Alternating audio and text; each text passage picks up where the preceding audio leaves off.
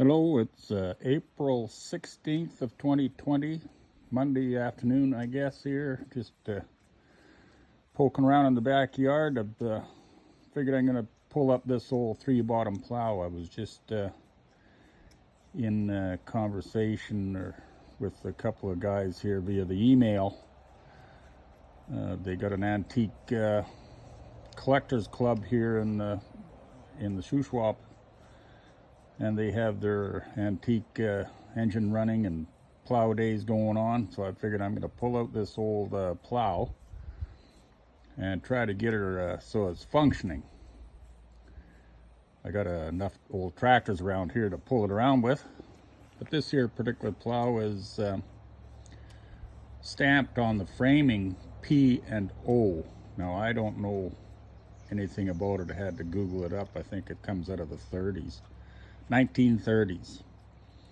So it's pretty old, well before the more established names that we know, like International or Minneapolis or John Deere or anything like that. So it's a P and O. That's what's stamped on the main frames. And this is a three-bottom plow. I think you can, we'll get a, yeah, there's P and O.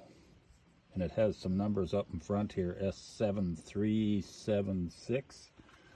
And on the next gang, it's S7377. So I was thinking it was a serial number, but it's not. All I can go with is a P and O. So if anybody knows anything about a P and O plow, well, you know quite a bit more than me. It does have a seat mounted onto it. I don't know if that's the original equipment. I kind of think not. And it fits on there for the reason I'm thinking of, because we used to have the similar setup at the farm. We used to sit on the darn seat in the garden and seed potatoes with it. And back when I was a kid in the 60s, we had 2 or 3 of these old plows on the farm. And they were worn out then. And this is 2022. And they're still pretty damn worn out, hogged out. This is a three-bottom plow. It only has the one bottom on it currently. The other 2 shanks have no mold boards. But here, out laying in front here, I got the mold boards here. Just got to figure out how to get some bolts, put them back together. They're pretty worn out, but whatever. Even the hitch here has been hogged out, broken, braced up on the side. I'll have to take this here mechanism apart. It's a quick release in case you hit a stone. It would just let loose of the tractor, instead of having trips on each individual moldboard. They had it just straight off the hitch. Several problems with the old girl. I'm going to take off this here little bit of a pulley there, whatever. That's an add-on feature. Take that off. That's just to keep the rope,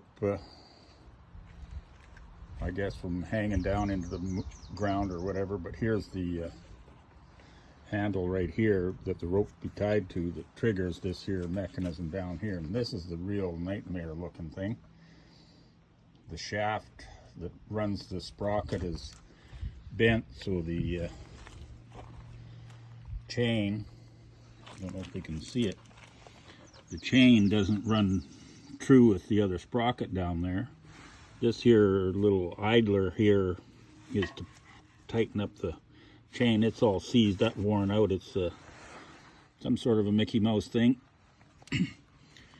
The trip mechanism here is all, it's actually not too bad once I straighten out the shafts. This shaft and this main shaft that holds the rotating part.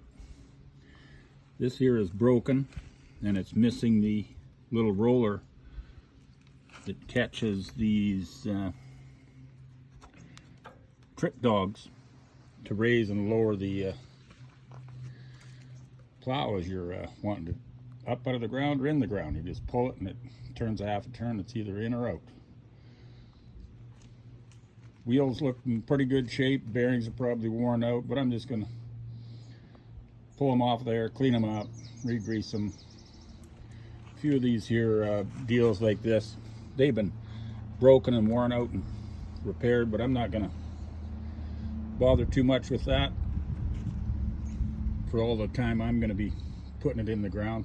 Probably won't even work. I got to get this here mechanism working, pull it apart, lube it up, straighten it out, do a little bit of work on it there. The back of the plow here has some sort of eccentric type lifting mechanism for the back wheel here, and I don't know what all I'm gonna have to do about that. It's just all these bolts and whatnot, and bolts for pins. Might replace them so they're a little tighter, not so much slop in them.